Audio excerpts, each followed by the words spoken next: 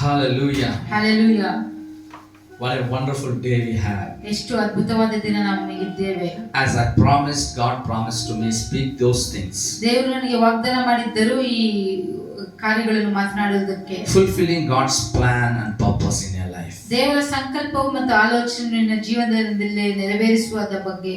Everyone is waiting for many things, but we are not waiting for the purpose of God to fulfill in our lives. ಪ್ರತಿಯೊಬ್ಬರು ಅನೇಕ ಕಾರ್ಯಗಳಿಗೋಸ್ಕರ ಅವರು ಕಾಯುತ್ತಿದ್ದಾರೆ, ಆದರೆ ದೇವರ ಒಂದು ಸಂಕಲ್ಪ ಮತ್ತು ಆಲೋಚನೆ ನೆರವೇರುವುದಕ್ಕೋಸ್ಕರ ಅನೇಕರಿಗೆ ಕಾಯುತ್ತಿಲ್ಲ ಅದರ ಬಗ್ಗೆ. God knows end from beginning. ದೇವರಿಗೆ ಕೊನೆಯಿಂದ ಮೊದಲಿನ ತನಕ ಗೊತ್ತು. Hallelujah. Hallelujah. He knows what is your end. ಆತನಿಗೆ ಗೊತ್ತು ನಿನ್ನ ಕೊನೆ ಹೇಗಿರುತ್ತದೆ ಎಂಬುದಾಗಿ. He knows your beginning. ನಿನಗೆ ನಿನ್ನ ಒಂದು ಸ್ಟಾರ್ಟಿಂಗು ಅವರಿಗೆ ಗೊತ್ತು, ಪ್ರಾರಂಭ. Hallelujah. Hallelujah. So God is a God.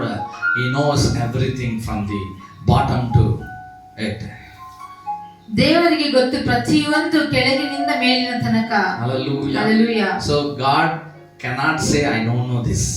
ದೇವರು ಹೇಳಕ್ಕೆ ಸಾಧ್ಯವಿಲ್ಲ ನನಗೆ ಗೊತ್ತಿಲ್ಲ ಎಂಬುದಾಗಿ. If anyone ever thought this, ಯಾರಾದರೂ ಇದನ್ನು ಆಲೋಚಿಸಿದ್ದರೆ, if why God created this complete creation? ಯಾಕೆ ದೇವರು ಈ ಪ್ರತಿಯೊಂದನ್ನು ಸೃಷ್ಟಿಸಿದರು? If anybody is there, the creators, ಯಾರಾದರೂ ಇದ್ದರೆ ಆ ಸೃಷ್ಟಿಕರ್ತನು, creators something, they'll create mobile, they create TV, they'll create motorcycle, they'll create microphone, they'll create fans, they have plan to create. ಈಗ mobile ಅನ್ನು ಸೃಷ್ಟಿಸಿದ್ದಾರೆ ಮತ್ತು ಮೈಕ್ರೋಫೋನ್ ಸೃಷ್ಟಿಸಿದ್ದಾರೆ, ಅನೇಕ ಕಾರ್ಯಗಳನ್ನು ಸೃಷ್ಟಿಸಿದ್ದಾರೆ. ಅವರಿಗೆ ಒಂದು ಆಲೋಚನೆ ಇರುತ್ತದೆ ಸೃಷ್ಟಿ ಮಾಡಿದವರಿಗೆ. They don't have simply to create, but they have also vision. ಸುಮ್ಮನೆ ಅವರು ಸೃಷ್ಟಿಸುವುದಿಲ್ಲ, ಅವರಿಗೆ ಒಂದು ದೃಶ್ಯ ಇರುತ್ತದೆ, ವಿಷನ್ ಇರುತ್ತದೆ. After creating, what to do? ಸೃಷ್ಟಿಸಿದ ನಂತರ ಏನು ಮಾಡಬೇಕು? Is it or not? ಹೌದಾ ಅಲ್ವಾ? You agree with me? ನೀವು ನನ್ನ ಸಂಗಡ ಒಪ್ಪಿಕೊಳ್ಳುತ್ತೀರಿ? 100%. Every creator, they have vision what to do next. 100% ಪ್ರತಿಯೊಬ್ಬರು ಏನೆಲ್ಲ ಸೃಷ್ಟಿಸಿದ್ದಾರೋ ನೆಕ್ಸ್ಟ್ ಏನು ಮಾಡಬೇಕೆಂಬುದಾಗಿ ಅವರಿಗೆ ಒಂದು ದರ್ಶನವಿರುತ್ತದೆ. The man have planned to build a building for school purpose. ಮನುಷ್ಯನಿಗೆ ಒಂದು ಕಟ್ಟಡವನ್ನು ಶಾಲೆಗೋಸ್ಕರ ಅದನ್ನು ಕಟ್ಟಬೇಕು ಎಂಬುದಾಗಿರುತ್ತದೆ ಒಂದು ಸಂಕಲ್ಪ. But what is his goal and vision? ಆದರೆ ಆತನ ಗೋಲ್ ಮತ್ತೆ ಆತನ ಒಂದು ದರ್ಶನ ಏನು? What is his purpose? ಆತನ ಸಂಕಲ್ಪವೇನು? To making many students to come to the building and they want to have the education, they want to be blessed in this building. ಅನೇಕ ಮಕ್ಕಳು ಆ ಕಟ್ಟಡ ಕಟ್ಟಿದ ಶಾಲೆಯೊಳಗೆ ಬಂದು ಆ ಆಶೀರ್ವಾದ ಹೊಂದಿಕೊಳ್ಳಬೇಕೆಂಬುದಾಗಿ. Same thing, God has created this creation. ಅದೇ ರೀತಿಯಾಗಿ ದೇವರು ಈ ಒಂದು ಭೂಲೋಕವನ್ನು ಸೃಷ್ಟಿಸಿದ್ದಾರೆ. Every grass from the man, there is a purpose of God. ಪ್ರತಿ ಮನುಷ್ಯನಿಗೂ ಒಂದು ದೇವರ ಸಂಕಲ್ಪವಿದೆ. ಹುಲ್ಲಿನಿಂದ ಮನುಷ್ಯನವರೆಗೂ ಗ್ರಾಸ್ ಹುಲ್ಲು, ಹುಲ್ಲಿನಿಂದ ಮನುಷ್ಯನ ತನಕ ಒಂದು ಸಂಕಲ್ಪವಿದೆ. There is have purpose. ಸಂಕಲ್ಪವಿದೆ. Many people they don't know why the roadside the grass will come. ಅನೇಕರಿಗೆ ಗೊತ್ತಿಲ್ಲ ಒಂದು ರೋಡ್ ಪಕ್ಕದಲ್ಲಿ ಯಾಕೆ ಒಂದು ಹುಲ್ಲು ಬೆಳೆಯುತ್ತದೆ They ಅಂತ. never put any seeds, but the grass will be growing. ಏನು ಬೀಜ ಬಿತ್ತುವುದಿಲ್ಲ, ಆದರೆ ಹುಲ್ಲು ತಾನಾಗಿ ಹುಟ್ಟಿಕೊಳ್ಳುತ್ತದೆ. The grass also have the purpose of God. ಆ ಹುಲ್ಲಿಗೂ ಒಂದು ದೇವರ ಸಂಕಲ್ಪವಿದೆ. What will happen? ಏನಾಗುತ್ತದೆ? That grass will give to have food for the cows. ಆ ಒಂದು ಹುಲ್ಲು ಹಸುಗಳಿಗೆ ಒಂದು ಆಹಾರವಾಗಿರುತ್ತದೆ. From time the dogs may undigested food, they cannot do anything. They will eat gas and they vomit.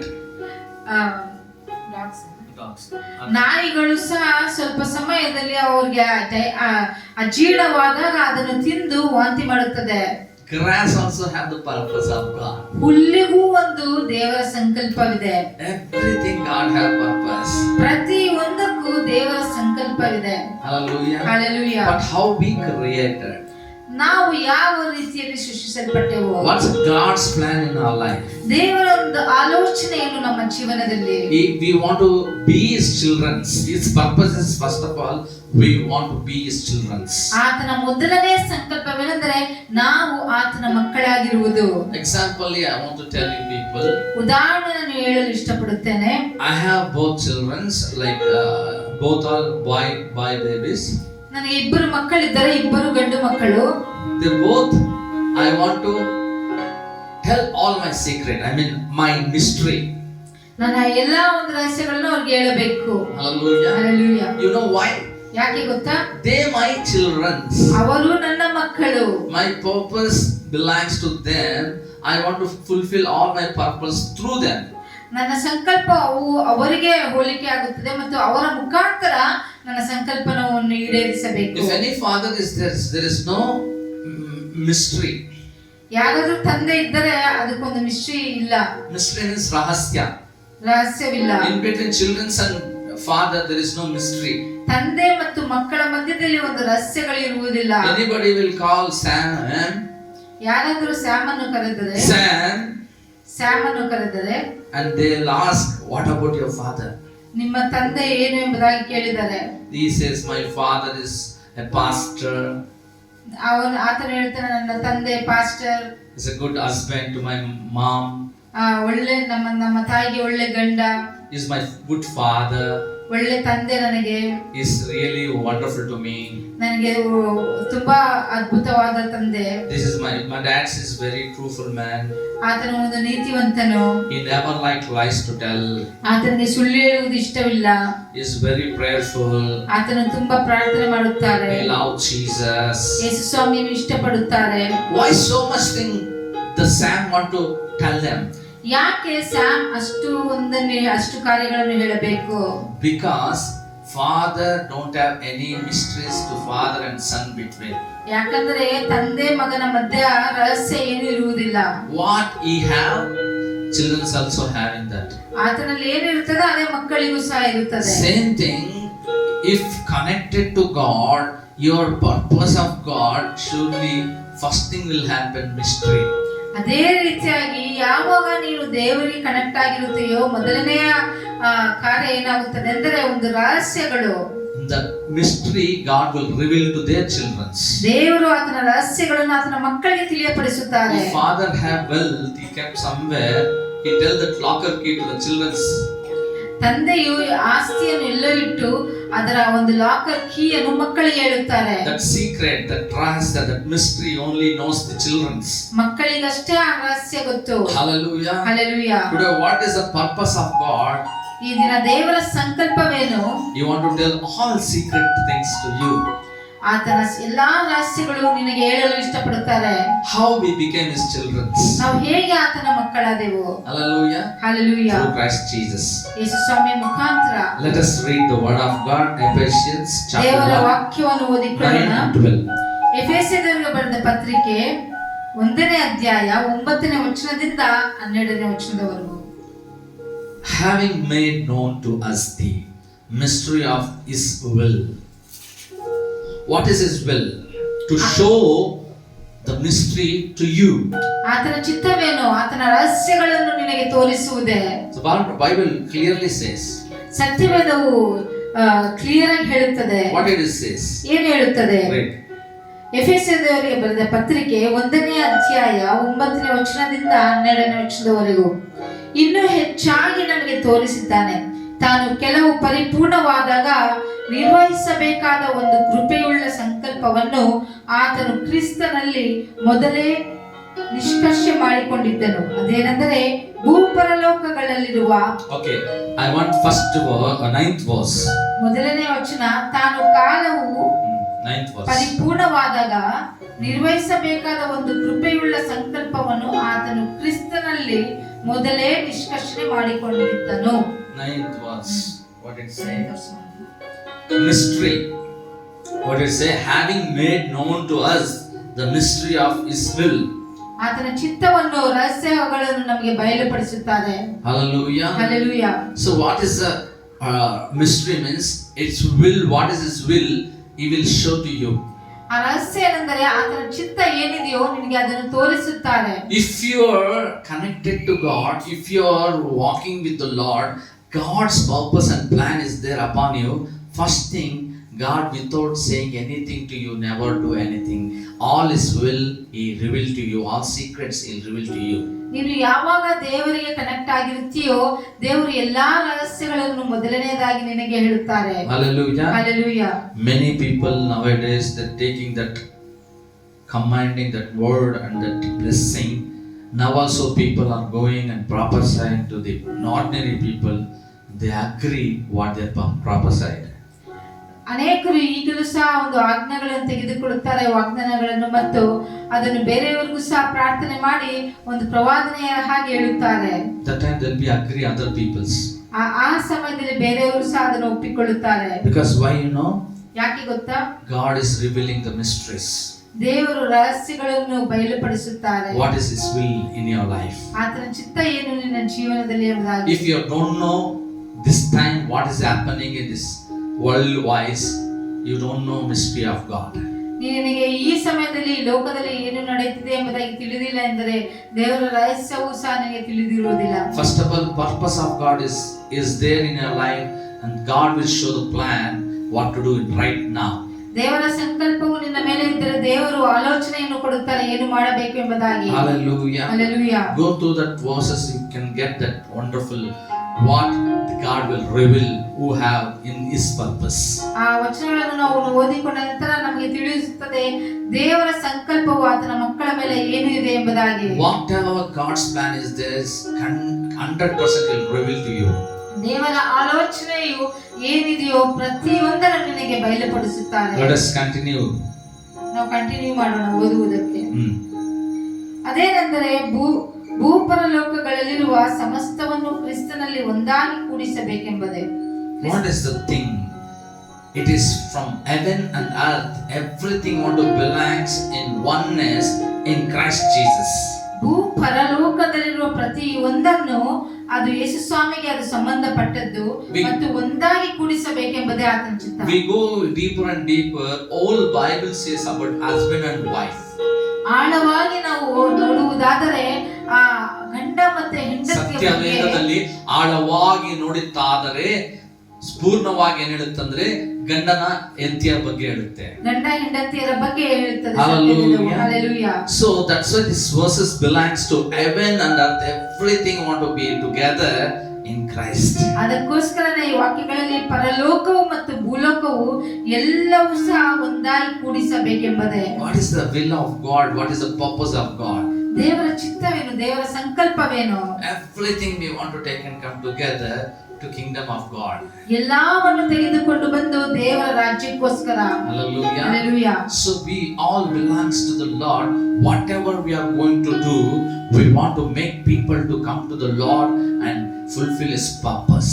ನಾವು ದೇವರಿಗೆ ಸಂಬಂಧಪಟ್ಟವರು ನಾವು ಏನೇ ಕಾರ್ಯಗಳು ಮಾಡಿದರೂ ಆತನ ರಾಜ್ಯ ಕಟ್ಟುವುದಕ್ಕೋಸ್ಕರ ಮತ್ತು ಆತನ ಸಂಕಲ್ಪವನ್ನು ನೆರವೇರಿಸುವುದಕ್ಕೋಸ್ಕರ ನಾವು ಮಾಡಬೇಕು. Let us check our lives. ನಮ್ಮ ಜೀವನವನ್ನು ನಾವು ಪರೀಕ್ಷಿಸಿಕೊಳ್ಳೋಣ. What for you are running every day? ಯಾವುದಕ್ಕೋಸ್ಕರ ನೀನು ಓಡುತ್ತಿದ್ದೀಯಾ? Check. ಪರೀಕ್ಷಿಸಿಕೋ. For you want to get one house? ಸ್ವಂತ ಮನೆ ಬೇಕು. That's why you are running. ಅದಕ್ಕೋಸ್ಕರ ಓಡುತ್ತಿದ್ದೀಯಾ? You want beautiful car, you are running for that. ಸುಂದರವಾದ car ಬೇಕು, ಅದಕ್ಕೋಸ್ಕರ ಓಡುತ್ತಿದ್ದೀಯಾ? Good gold you want, you are running for that. ಒಳ್ಳೆಯ ಒಂದು gold ಬೇಕು, ಬಂಗಾರ ಬೇಕು, ಅದಕ್ಕೋಸ್ಕರ ಓಡುತ್ತಿದ್ದೀಯಾ? You are searching for the good life partner, you are running for that. ಒಳ್ಳೆಯ ಒಂದು ಜೀವನ ಸಂಗಾತಿ ಬೇಕು, ಅದಕ್ಕೋಸ್ಕರ ನೀನು ಓಡುತ್ತಿದ್ದೀಯಾ? Of course you want everything in the name of the Lord and say, of course ಯೇಸು ಸ್ವಾಮಿ ಹೆಸರಿನಲ್ಲಿ ನಮಗೆ ಎಲ್ಲ ಬೇಕು. But ಆದರೆ more than that we want to have His purpose in our life. ಅದಕ್ಕಿಂತ ಹೆಚ್ಚಾಗಿ ಆತನ ಸಂಕಲ್ಪವು ನಮ್ಮ ಜೀವನದಲ್ಲಿ. We want to fulfill His will of God. ಆತನ ಚಿತ್ತವನ್ನು ನಾವು ನೆರವೇರಿಸಬೇಕು. What is the will of God? ದೇವರ ಚಿತ್ತವೇನು? Everything together. ಎಲ್ಲವೂ ಒಂದಾಗಿ Come together. ಎಲ್ಲವೂ ಒಂದಾಗಿ ಬಂದು connected to Christ. ಯೇಸು ಸ್ವಾಮಿಗೆ ಕನೆಕ್ಟ್ ಆಗಬೇಕು. Hallelujah. Hallelujah. In your life, whatever you are doing, it want to be pleased Jesus. ನಿನ್ನ ಜೀವನದಲ್ಲಿ ನೀನು ಏನು ಮಾಡುತ್ತಿದ್ದರೂ ಅದು ಯೇಸು ಸ್ವಾಮಿಗೆ ಒಂದು ಇಷ್ಟ. If I go outside, anything I speak, they want to see me, they want to say, he is a man of God. ನಾವು ಆಚೆ ಹೋಗಿ ನಾವು ಏನೇ ಮಾತನಾಡಿದರೂ ಅವರು ದೇವರ ಮನುಷ್ಯರು ಎಂಬುದಾಗಿ ಹೇಳಬೇಕು. They don't want to show your face. What kind of man, you cannot have anything. Why you are doing this? They don't want to blame you. ಅವರು ಎಂತ ಮನುಷ್ಯನೇನು ಎಂಬುದಾಗಿ ನಿನ್ನ ಬಗ್ಗೆ ಬ್ಲೇಮ್ ಮಾಡಬಾರದು.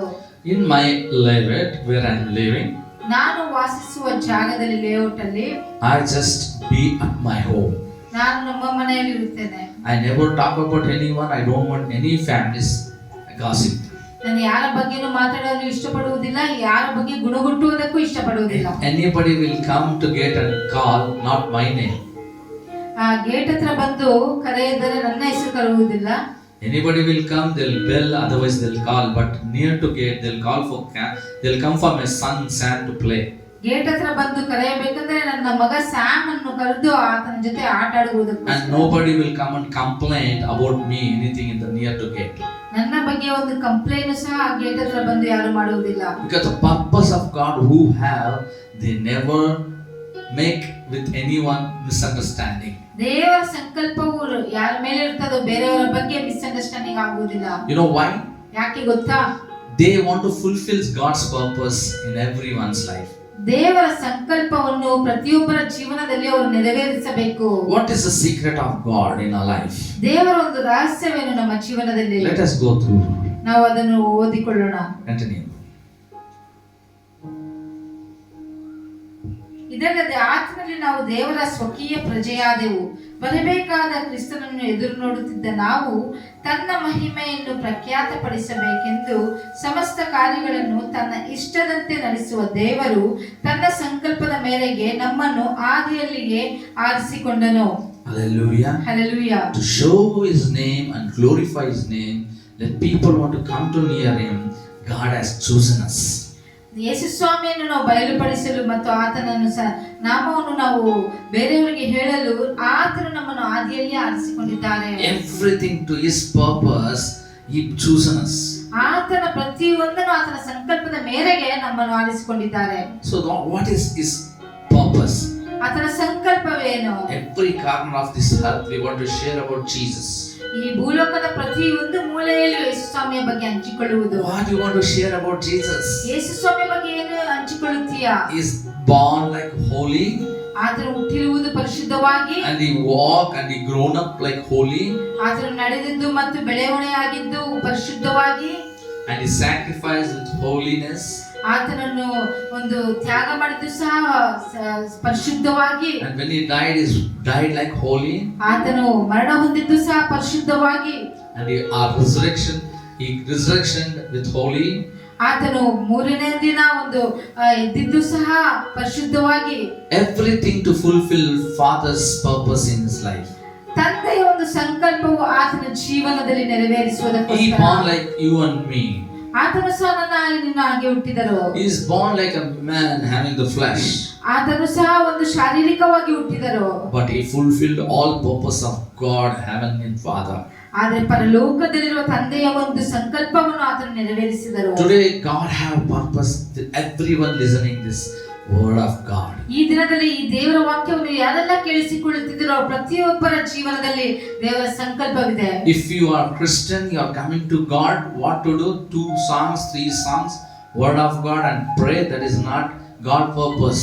ನೀನು ಕ್ರೈಸ್ತನಾಗಿದ್ದರೆ ಈ ದಿನದಲ್ಲಿ ಪ್ರಾರ್ಥನೆಗೆ ಬರುವುದು, 4-5 ಹಾಡುಗಳು ಹಾಡುವುದು, ವಾಕ್ಯವನ್ನು ಓದುವುದು, ಪ್ರಾರ್ಥನೆ ಮಾಡಿ ಹೋಗುವುದಲ್ಲ ದೇವರ ಸಂಕಲ್ಪವು. It is not God purpose. ಅದಲ್ಲ ದೇವರ ಸಂಕಲ್ಪ. God purpose to reach like His Son, how He has given a testimony in this earth. Same thing you want to have the testimony for the kingdom of God. ದೇವರ ಸಂಕಲ್ಪವೇನೆಂದರೆ ಆತನ ಮಗನಾದ ಯೇಸು ಸ್ವಾಮಿ ಈ ಭೂಮಿ ಮೇಲೆ ಯಾವ ರೀತಿಯಾಗಿ ಬದುಕಿದ್ದರು ಸಾಕ್ಷಿಯಾಗಿ, ಆ ರೀತಿಯಾಗಿ ನಾವು ಸಾಕ್ಷಿಯಾಗಿ ಬದುಕುವುದೇ ಆತನ ಸಂಕಲ್ಪವಾಗಿದೆ. He blind, he tempted, he got temptations, he is beaten, everything he have tribulation in this earth.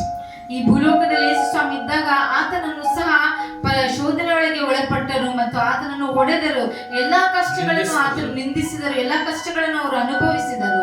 But even though he is overcome, ಆದರೆ ಎಲ್ಲವನ್ನು ಅವರು ಜಯಿಸಿದರು. Christian vision is not all the time going in French cars or flights or going to big cruises.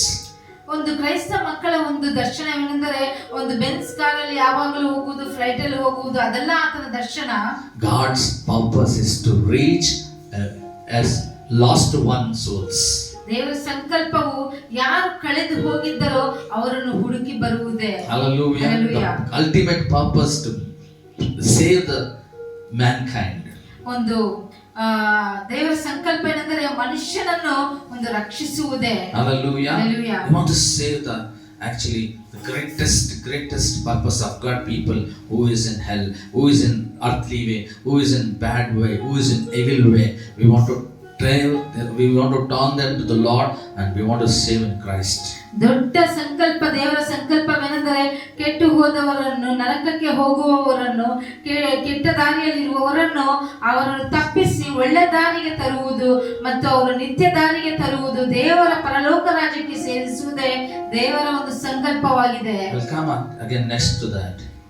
ತಿರುಗಿ First ನಾವು Timothy ಓದಿಕೊಳ್ಳುವುದಾದರೆ 2:3-4. ತಿಮೋಥೆಯವರಿಗೆ ಬರೆದ ಮೊದಲನೇ ಪತ್ರಿಕೆ 2ನೇ ಅಧ್ಯಾಯ 3 ಮತ್ತು 4.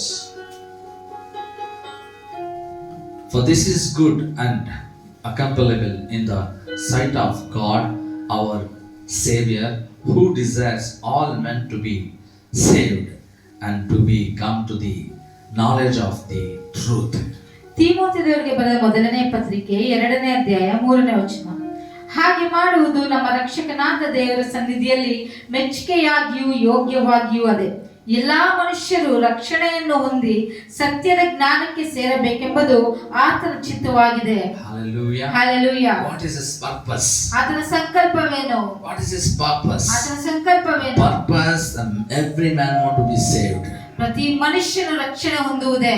Secondly, what? They want to be a knowledge of truth. ಎರಡನೆಯದಾಗಿ ಏನೋ ಒಂದು ಸತ್ಯವನ್ನು ಅರಿತುಕೊಳ್ಳುವುದು. Hallelujah. Hallelujah.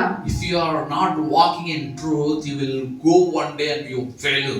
ನೀನು ಸತ್ಯದ ಮಾರ್ಗದಲ್ಲಿ ನೀನು ನಡೆಯದೇ ಇದ್ದರೆ ಒಂದು ದಿನ ನೀನು ಬಿದ್ದು ಹೋಗುತ್ತೀಯಾ. But knowledge of truth will come that the purpose of God is there in our life. ಸತ್ಯದ ಒಂದು ಜ್ಞಾನ ಹೇಗೆಂದರೆ ದೇವರ ಸಂಕಲ್ಪದ ಮೇರೆಗೆ ಅದು ಬರುತ್ತದೆ. What will of God in the people's sight? ದೇವರ ಚಿತ್ತವೇನು ಮನುಷ್ಯರ ದೃಷ್ಟಿಯಲ್ಲಿ? They want to be saved. ಅವರು ರಕ್ಷಣೆ ಹೊಂದಿಕೊಳ್ಳಬೇಕು. If people want to come to save, means they want to be a savior. ಮನುಷ್ಯನನ್ನು ರಕ್ಷಣೆ ಹೊಂದಿಕೊಳ್ಳಬೇಕೆಂದರೆ ಒಬ್ಬ ರಕ್ಷಕನಿರಬೇಕು. Who is that savior? ಯಾರು ಆ ರಕ್ಷಕನು? The Bible says. ಸತ್ಯವೇದ ಹೇಳುತ್ತದೆ. The Bible says. ಸತ್ಯವೇದ ಹೇಳುತ್ತದೆ. Jesus is the savior. ಯೇಸು ಸ್ವಾಮಿಯೇ ಆ ರಕ್ಷಕನು. He came from heaven to earth to save every people in this earth. ಆತನು ಪರಲೋಕವನ್ನು ಬಿಟ್ಟು ಭೂಲೋಕಕ್ಕೆ ಬಂದಿದ್ದು ಪ್ರತಿ ಮನುಷ್ಯನನ್ನು ರಕ್ಷಿಸುವುದಕ್ಕೋಸ್ಕರ. Who will trust in him? ಯಾರು ಆತನನ್ನು ನಂಬುತ್ತಾರೋ they never perish but they have eternally life, the Bible says. ಅವರು ಬಿದ್ದು ಹೋಗುವುದಿಲ್ಲ, ಅವರು ನಿತ್ಯ ಜೀವವಿರುತ್ತದೆ ಅವರಿಗೆ. Hallelujah. Hallelujah. So that's the truth. ಅದೇ ಸತ್ಯ. When we know truth will set us free. ನಮಗೆ ಯಾವಾಗ ಸತ್ಯ ಗೊತ್ತಿರ್ತದೋ ಆ ಸತ್ಯವು ನಮ್ಮನ್ನು ಬಿಡುಗಡೆ ಮಾಡುತ್ತದೆ. What is the purpose of God in your life and my life? ದೇವರ ಸಂಕಲ್ಪವು ನಿನ್ನ ಜೀವನದಲ್ಲಿ ಮತ್ತು ನನ್ನ ಜೀವನದಲ್ಲಿ ಏನು? He shows his mysteries. ಆತನು ರಹಸ್ಯಗಳನ್ನು ತೋರಿಸುತ್ತಾನೆ. And also he shows if you are not even worthy to do anything, but he is give authority to do everything. ನೀನು ಏನು ಮಾಡಲು ಯೋಗ್ಯವಿಲ್ಲದಿದ್ದರೂ ಆತನು ನಿನಗೆ ಆ ಕಾರ್ಯಗಳನ್ನು ಮಾಡುವುದಕ್ಕೆ ಅಧಿಕಾರವನ್ನು ಕೊಡುತ್ತಾರೆ. And everything according to his works he will do good to you. ಎಲ್ಲಾ ರೀತಿಯಲ್ಲಿ ಆತನು ನಿನಗೆ ಒಳ್ಳೆಯದನ್ನೇ ಮಾಡುತ್ತಾನೆ. And thirdly we are saying the savior we need. God's plan is to save every people. ಮೂರನೇದಾಗಿ ನಮಗೆ ರಕ್ಷಕನು ಬೇಕು. ದೇವರ ಒಂದು ಎಲ್ಲರನ್ನು ರಕ್ಷಿಸುವುದೇ ಆತನ ಇಷ್ಟವಾಗಿದೆ. They want to have knowledge of truth. ಅವರಿಗೆ ಒಂದು ಸತ್ಯದ ಒಂದು ಜ್ಞಾನ ಬೇಕು. You and me, we ನೀನು want to ಮತ್ತೆ be ನಾನು. witness for truth. ನೀನು ಮತ್ತೆ ನಾನು ಆ ಸತ್ಯಕ್ಕೆ ನಾವು ಸಾಕ್ಷಿಯಾಗಿರಬೇಕು. That's why I will happy. Anything people will do happy. ಮನುಷ್ಯರು ಏನೇ ಮಾಡಿದರೂ ನಾನು ಸಂತೋಷವಾಗಿರುತ್ತೇನೆ. Even they scolds me, they'll put all blames to me, anything they'll do, I am very happy. ನನಗೆ ಎಲ್ಲಾ ತರ ಬೈದರು, ನನಗೆ ಎಲ್ಲಾ ತರ ನಿಂದನೆಗಳನ್ನು ಹಾಕಿದರೂ ಸಹ ನಾನು ಸಂತೋಷವಾಗಿರುತ್ತೇನೆ. Only one thing I never bear. ಒಂದನ್ನು ಮಾತ್ರ ನಾನು ಸಹಿಸಿಕೊಳ್ಳಲು ಇಷ್ಟವಿಲ್ಲ. Anybody will say lie, ಯಾರಾದರೂ ಸುಳ್ಳು ಹೇಳಿದರೆ that's it. ಮುಗಿತು. I don't like. ನನಗೆ ಇಷ್ಟವಿಲ್ಲ. Bible says ಸತ್ಯವೇದ ಹೇಳುತ್ತದೆ, the father of lie is Satan. ಸುಳ್ಳಿಗೆ ತಂದೆ ಯಾರೆಂದರೆ ಸೈತಾನನು. If you are saying anybody is saying true or lie, how can you mingle with him? ಯಾರಾದರೂ ಸುಳ್ಳು ಹೇಳುತ್ತಿದ್ದರೆ ಅವರ ಸಂಗಡ ನಾವು ಯಾವ ರೀತಿಯಲ್ಲಿ ಬೆರೆಯುವುದು? I was in one office. ನಾನು ಒಂದು ಆಫೀಸಲ್ಲಿದ್ದೆ. In that office I was a prayer warrior. ಆ ಆಫೀಸಲ್ಲಿ ನಾನು ಪ್ರೇಯರ್ ವಾರಿಯರ್ ಆಗಿದ್ದೆನು. And many phones coming to me. ಅನೇಕ ಫೋನ್ ಕಾಲ್ಗಳು ಬರುತ್ತಿತ್ತು. The office owner is there in the cabin. Office owner ಸಹ ಕ್ಯಾಬಿನ್ ಅಲ್ಲಿ ಇದ್ರು. And many are calling, I want owner to speak. ಅನೇಕರು ನನಗೆ ಕರೆ ಮಾಡುತ್ತಿದ್ದರು, ನಾನು ಓನರ್ ಹತ್ರ ಮಾತನಾಡಬೇಕೆಂಬುದಾಗಿ. But one of the PA came to me. ಒಬ್ಬರು PA ಬಂದರು ನನ್ನ ಹತ್ತಿರಕ್ಕೆ. They said, ಅವರು ಹೇಳಿದರು, say owner is out of station. ಹೇಳು ಓನರ್ ಮನೆಯಲ್ಲಿಲ್ಲ, ಹೊರಗಿದ್ದಾರೆ ಎಂಬುದಾಗಿ. I am sorry sir. ನಾನು ಸಾರಿ. I am sorry sir, I cannot say. ನಾನು ಸಾರಿ, ನಾನು ಅದನ್ನು ಹೇಳಲು ಇಷ್ಟಪಡುವುದಿಲ್ಲ sir. If you want to say, you can say. ನೀನು ಹೇಳಬೇಕಿದ್ರೆ ನೀನು ಹೇಳು. Because I am belongs to the father of truth. ಯಾಕಂದ್ರೆ ನಾನು ಸತ್ಯಕ್ಕೆ ನಾನು ತಂದೆ ಅವರಿಗೆ ನಾನು ಇರುತ್ತೇನೆ. I don't want to be a lie for the father. ನಾನು ತಂದೆಗೆ ಒಂದು ಸುಳ್ಳು ಹೇಳಲು ಇಷ್ಟಪಡುವುದಿಲ್ಲ. So we are as a Christians. ನಾವು ಕ್ರೈಸ್ತರಾಗಿ we don't want to say lie. ನಾವು ಸುಳ್ಳು ಹೇಳಬಾರದು. Same thing, my wife's life. ಅದೇ ರೀತಿಯಾಗಿ ನನ್ನ ಹೆಂಡತಿಯ ಜೀವನದಲ್ಲಿಯೂ What happened? ಏನಾಯಿತು? We left that places, that secondary. ಆ ಜಾಗವನ್ನು ಬಿಟ್ಟು ಬಿಟ್ಟೆವು. So even my life, my wife's life also. ನನ್ನ ಹೆಂಡತಿಯ ಜೀವನದಲ್ಲಿಯೂ Many people spoken with her, wise, use wise and tell lie. ತುಂಬಾ ಜ್ಞಾನವಾಗಿ ಸುಳ್ಳು ಹೇಳುವೆಂಬುದಾಗಿ. It is, wisdom is not lie, wisdom is truth. ಜ್ಞಾನವು ಸುಳ್ಳಲ್ಲ, ಜ್ಞಾನವು ಸತ್ಯ. Of course, when she said truth, our job also went, no problem. ಆಕೆ ಸತ್ಯ ಹೇಳಿದಾಗ ಆಕೆ ಕೆಲಸವೂ ಸಹ ಹೋಯಿತು, ಪರವಾಗಿಲ್ಲ. But 7 years over, God is taking care of us. 7 ವರ್ಷ ಆಯಿತು, 7 ವರ್ಷ ದೇವರು ನೋಡಿಕೊಳ್ಳುತ್ತಿದ್ದಾರೆ. Hallelujah. Hallelujah. If you don't want to become a rich man, ನೀನು ಒಂದು ಶ್ರೀಮಂತನಾಗಿರುವುದು ಬೇಡ. You want to be middle class and you want to be peaceful and truthful. Middle class ಆಗಿದ್ದು ನೀನು ಸತ್ಯವಾಗಿರು ಮತ್ತು ನಿಜಾಯಿತಿಯಾಗಿರು. Hallelujah. Hallelujah. Your heart feels very happy and peaceful. ನಿನ್ನ ಹೃದಯವು ಸಮಾಧಾನವಾಗಿರುತ್ತದೆ ಮತ್ತು ಸಂತೋಷವಾಗಿ. You want to become a rich man in the world. ನೀನು ಲೋಕದಲ್ಲಿ ದೊಡ್ಡ ಶ್ರೀಮಂತನಾಗಬೇಕೆಂದರೆ all disease will be belongs to you. ಎಲ್ಲಾ ಕಾಯಿಲೆಗಳು ನಿನಗೆ ಸಂಬಂಧಪಟ್ಟಿವೆ. Every sin of this earth, they will be attracting you. ಈ ಲೋಕದ ಪ್ರತಿಯೊಂದು ಪಾಪವು ನಿನಗೆ ಒಂದು attract ಆಗುತ್ತಿರುತ್ತದೆ. Whatever you go the way, everything they come to you. ಎಲ್ಲಾ ಯಾವುದೇ ದಾರಿಯಲ್ಲಿ ಹೋದರೂ ಅವರು ನಿನ್ನ ಹತ್ತಿರಕ್ಕೆ ಬರುತ್ತಾರೆ. Whatever belongs to this earth is not belongs to me, says the Lord. ಈ ಭೂಲೋಕಕ್ಕೆ ಸಂಬಂಧಪಟ್ಟದ್ದು ನನಗೆ ಸಂಬಂಧಪಟ್ಟದಲ್ಲ ಎಂಬುದಾಗಿ ದೇವರು It is not from father, it is from the world, the Bible says. ಅದು ತಂದೆಯಿಂದ ಅಲ್ಲ, ಈ ಲೋಕದಿಂದ ಬಂದದ್ದು ಎಂಬುದಾಗಿ ಹೇಳುತ್ತಾರೆ. Hallelujah. Hallelujah. What you need, heavenly Father knows. ನಿನಗೆ ಏನು ಬೇಕು ಪರಲೋಕದ ತಂದೆಗೆ ಗೊತ್ತು. A purpose is there upon your life. When what you want to give you, he knows. ಆತನ ಸಂಕಲ್ಪವನ್ನು ನಿನ್ನ ಜೀವನದ ಮೇಲಿದೆ. ಏನು ಹೇಗೆ ಯಾವಾಗ ಕೊಡಬೇಕೆಂಬುದಾಗಿ ಗೊತ್ತು.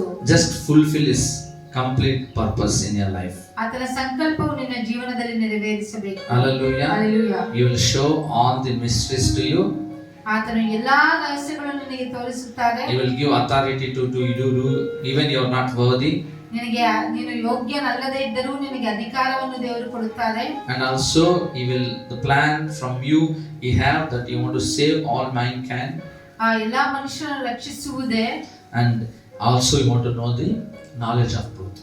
ಒಂದು ಸತ್ಯದ ಒಂದು ಜ್ಞಾನವನ್ನು ತಿಳಿದುಕೊಳ್ಳಬೇಕು. One verse will read and finish this episode. ಒಂದು ವಚನವನ್ನು ನಾವು ಓದಿ ಮುಗಿಸೋಣ. Ephesians 3:11. ಎಫೆಸದವರಿಗೆ ಬರೆದ ಪತ್ರಿಕೆ 3ನೇ ಅಧ್ಯಾಯ 11ನೇ ವಚನ. According to this general purpose which the accomplished in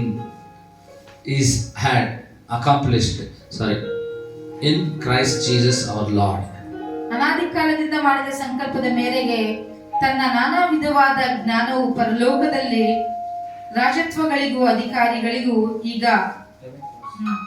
ಈಗ ಕ್ರೈಸ್ತ ಸಭೆಯ ಮೂಲಕ ಗೊತ್ತಾಗಬೇಕೆಂಬುದು ಉದ್ದೇಶಿಸಿದ್ದನು. Hallelujah. Hallelujah. In Christ Jesus, everything want to be known. ಯೇಸು ಸ್ವಾಮಿಯಲ್ಲಿ ಎಲ್ಲವನ್ನು ತಿಳಿದುಕೊಳ್ಳಬೇಕು. Every man can accomplish ಪ್ರತಿಯೊಂದು ಮನುಷ್ಯನಂದು ನಾನಾ ವಿಧವಾದ ಜ್ಞಾನ according to the general purpose which he accomplished in Christ Jesus our Lord. ಅನಾದಿ ಕಾಲದಿಂದ ಮಾಡಿದ ಸಂಕಲ್ಪದ ಮೇರೆಗೆ ತನ್ನ ನಾನಾ ವಿಧವಾದ ಜ್ಞಾನವು ಪರಲೋಕದಲ್ಲಿ ರಾಜತ್ವಗಳನ್ನು ಅಧಿಕಾರಿಗಳಿಗೂ ಕ್ರೈಸ್ತ ಸಭೆಯ ಮೂಲಕ ಗೊತ್ತಾಗಬೇಕೆಂಬುದು. Hallelujah. Hallelujah. Through who people want to know? ಯಾರ ಮುಖಾಂತರ ರಹಸ್ಯವನ್ನು ತಿಳಿದುಕೊಳ್ಳಬೇಕು? Who through they want to know? ಯಾರ ಮುಖಾಂತರ ರಹಸ್ಯವನ್ನು ತಿಳಿದುಕೊಳ್ಳಬೇಕು? You and me. ನೀನು ಮತ್ತೆ ನಾನು. That is the purpose and plan of God upon your lives. ಅದೇ ಒಂದು ದೇವರ ಸಂಕಲ್ಪ ಮತ್ತು ಆಲೋಚನೆ ಆಗಿದೆ ನಿನ್ನ ಜೀವನದಲ್ಲಿ. If you are connected to this world, ನೀನು ಈ ಲೋಕಕ್ಕೆ ನೀನು ಕನೆಕ್ಟ್ ಆಗಿದ್ದರೆ, if your God's purpose is there also, you cannot fulfill it. ದೇವರ ಸಂಕಲ್ಪವು ನಿನ್ನ ಮೇಲೆ ಇದ್ದರೂ ಸಹ ನೀನು ನೆರವೇರಿಸಲು ಸಾಧ್ಯವಿಲ್ಲ. When you have attracted for this worldly things, ನೀನು ಯಾವಾಗ ಈ ಲೋಕದ ಕಾರ್ಯಗಳಿಗೆ ನೀನು ಸಂಬಂಧಿಕನಾಗಿದ್ದರೆ, that time you cannot understand purpose of God. ದೇವರ ಸಂಕಲ್ಪವನ್ನು ನೀನು ಅರ್ಥ ಮಾಡಿಕೊಳ್ಳಲು ಸಾಧ್ಯವಿಲ್ಲ. Because you are attracted to these worldly things. ಯಾಕಂದ್ರೆ ನೀನು ಲೋಕದ ಕಾರ್ಯಗಳಿಗೆ ನೀನು attract ಆಗಿದ್ದೀಯಾ. That's why you want to come out from that. ಅದಕ್ಕೋಸ್ಕರ ಅದರಿಂದ ನೀನು ಹೊರಗೆ ಬರಬೇಕು. God has chosen for us to know secret through us. ದೇವರು ನಮ್ಮನ್ನು ಆರಿಸಿಕೊಂಡಿದ್ದಾರೆ, ದೇವರು ನಮ್ಮ ಮುಖಾಂತರ ರಹಸ್ಯಗಳನ್ನು ಬಯಲುಪಡಿಸುವುದಕ್ಕೆ. Joseph in the Bible, ಸತ್ಯವೇದದಲ್ಲಿ ಯೋಸೇಫನು what happened? ಏನಾಯಿತು? He separated from their family. ಕುಟುಂಬದಿಂದ ಆತನು ಬೇರೆ ಆದನು. From their brothers sold him. ಆತನ ಸಹೋದರರೇ ಆತನನ್ನು ಮಾರಿಬಿಟ್ಟರು. They planned to kill him. ಆತನನ್ನು ಕೊಲ್ಲಿಸಲು ಅವರು ಆಲೋಚನೆ ಮಾಡಿದರು. Finally they put into pit. ಆ ಒಂದು ಆಳವಾದ ಒಂದು ಗುಂಡಿಯಲ್ಲಿ ಹಾಕಿದರು. And what happened? ಏನಾಯಿತು? The people came and took into them and they took him. He went to prison. ಆತನ ಆ ಗುಂಡಿ ಒಳಗಿಂದ ತೆಗೆದುಕೊಂಡು ಹೋಗಿ ಒಂದು ಪ್ರಿಸನ್ ಅಲ್ಲಿ ಹಾಕಿದರು. The purpose of God upon the Joseph. ದೇವರ ಒಂದು ಸಂಕಲ್ಪವು ಜೋಸೆಫಿನ ಜೀವನದಲ್ಲಿ. What happened? ಏನಾಯಿತು? He never given up. ಆತನು ಬಿಟ್ಟು ಕೊಡಲಿಲ್ಲ. Next what happened? ನೆಕ್ಸ್ಟ್ ಏನಾಯಿತು? He was struggling, the king was struggling. Who will tell about my secret dreams? ಅರಸನು ಒಂದು ತುಂಬಾ ಕಷ್ಟಪಡುತ್ತಿದ್ದನು, ನನ್ನ ರಹಸ್ಯವಾದ ಕನಸುಗಳನ್ನು ಯಾರು ಬಯಲುಪಡಿಸುತ್ತಾರೆ? What happened? ಏನಾಯಿತು? Joseph, he revealed the secret. ಯೋಸೇಫನು ಆ ರಹಸ್ಯಗಳನ್ನು, ಆ ಕನಸು ಬಂದ ರಹಸ್ಯಗಳನ್ನು ಬಯಲುಪಡಿಸಿದರು. What happened? ಏನಾಯಿತು? From prison to even to palace as equal to king. ಆ ಪ್ರಿಸನ್ ಇಂದ ಆತನು ಒಂದು ಅರಮನೆಗೆ ಹೋದನು. Hallelujah. Hallelujah. You and me chosen not to be slavery. ನೀನು ಮತ್ತೆ ನಾನು ಒಂದು ಬಾಣಸತ್ವಕ್ಕೆ ದೇವರು ಆರಿಸಿಕೊಳ್ಳಲಿಲ್ಲ. We may have that like experience in our lives. ನಮ್ಮ ಜೀವನದಲ್ಲಿ ಒಂದು ಎಕ್ಸ್ಪೀರಿಯನ್ಸ್ ಇರಬಹುದು. We was in slavery, we was in pit. ನಾವು ಪಿಟ್ಟಲ್ಲಿರಬಹುದು, ಒಂದು ಆಳವಾದ ಗುಂಡಿಯಲ್ಲಿ. And sometime our life will be like prison life. ನಮ್ಮ ಜೀವನವು ಸ್ವಲ್ಪ ಸಮಯದಲ್ಲಿ ಒಂದು ಪ್ರಿಸನ್ ಜೀವನ ಆಗಿರಬಹುದು. Exactly, my family is like that only. ನಮ್ಮ ಕುಟುಂಬವು ಆ ರೀತಿಯೇ. We was ನಾವು in the pit experienced.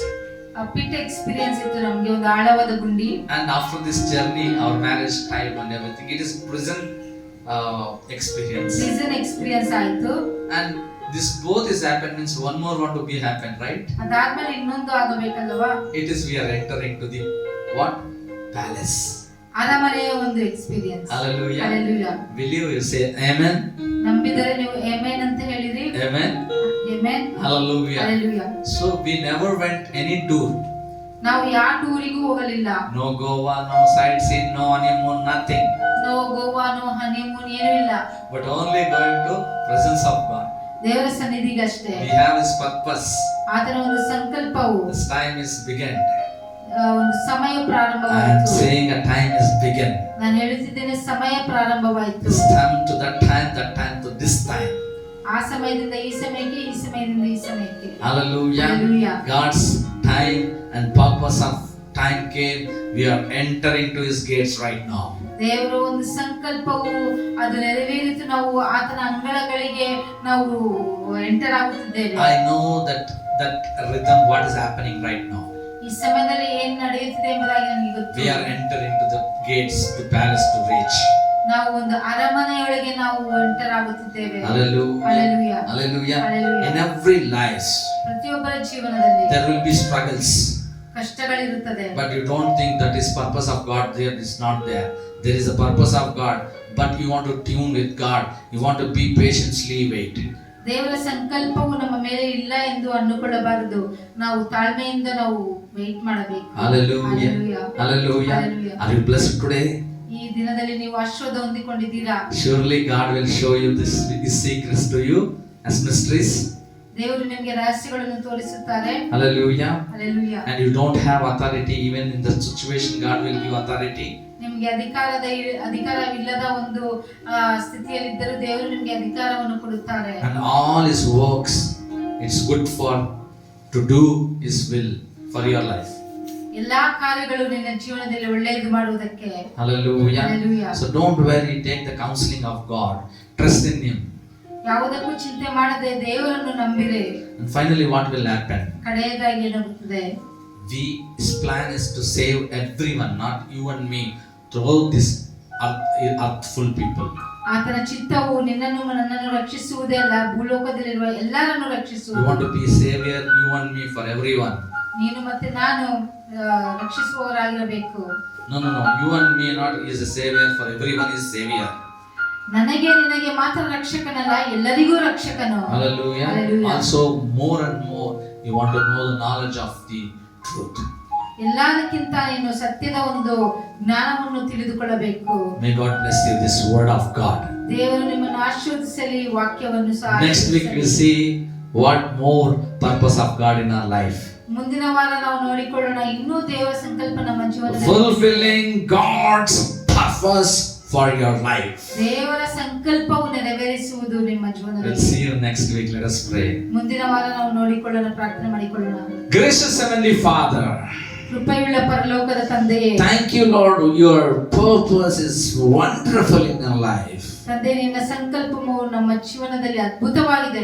You are the God, you reveals your mysteries to your children.